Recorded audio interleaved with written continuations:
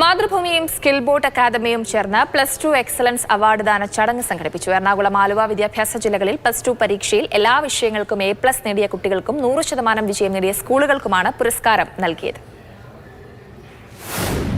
മാതൃഭൂമിയുടെയും skill boat അക്കാദമിയുടെയും നേതൃത്വത്തിലാണ് എറണാകുളം, ആലുവ വിദ്യാഭ്യാസ ജില്ലകളിലെ +2 പരീക്ഷയിലെ മികച്ച വിദ്യാർത്ഥികളെയും മികവുറ്റ സ്കൂളുകളെയും കണ്ടെത്തി പുരസ്കാരം കൈമാറിയത്.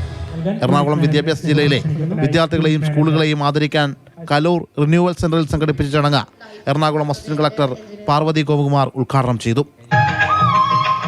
പരീക്ഷയിലെ മാർക്കിനെയും ജീവിത വിജയത്തെയും പരസ്പരം ബന്ധിപ്പിക്കരുതെന്ന സന്ദേശം അസിസ്റ്റന്റ് കളക്ടർ പാർവതി ഗോപകുമാർ കുട്ടികളോട് പങ്കുവച്ചു. എഡ്യൂക്കേഷനാണ് ഏറ്റവും വലിയ ഈക്വലൈസർ. നമ്മളെല്ലാവരും സമൂഹത്തിൽ നേരിടുന്ന സോഷ്യോ എക്കണോമിക് ചാലഞ്ചസിന് ഒരു മറുപടി എന്ന നിലയ്ക്ക് നമുക്ക് അപ്വേർഡ് സോഷ്യൽ ഹയറാർക്കിൽ ഒരു മൊബിലിറ്റി തരുന്നത് എഡ്യൂക്കേഷൻ എന്ന് പറയുന്നൊരു ഉപാധി മാത്രമാണ്. നിങ്ങളുടെ സന്തോഷം നിങ്ങളുടെ മാർക്കിലേക്ക് ചുരുക്കാതിരിക്കുക. മാർക്ക് സന്തോഷമായിട്ടൊന്നും യാതൊരു ബന്ധവുമില്ല.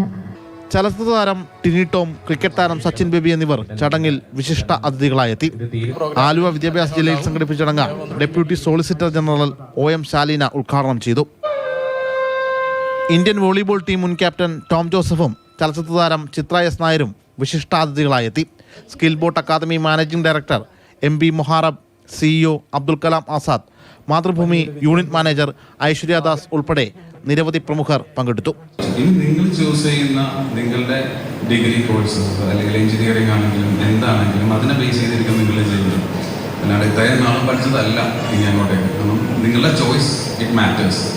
നിങ്ങളുടെ ജീവിതത്തിലെ ഏറ്റവും ബെസ്റ്റ് ചോയ്സും ഒരുപക്ഷെ വേസ്റ്റ് ചോയ്സും നിങ്ങൾ എടുക്കാൻ പോകുന്നത് ഇപ്പോഴായിരിക്കും. ചടങ്ങിനോടനുബന്ധിച്ച് കരിയർ ഗൈഡൻസ് സെമിനാറും സംഘടിപ്പിച്ചു. കോതമംഗലം, മൂവാറ്റുപുഴ വിദ്യാഭ്യാസ ജില്ലകളിലെ അവാർഡ് ദാനമാണ് ഇനി വരും ദിവസങ്ങളിൽ സംഘടിപ്പിക്കുക. മാതൃഭൂമി ന്യൂസ്, കൊച്ചി.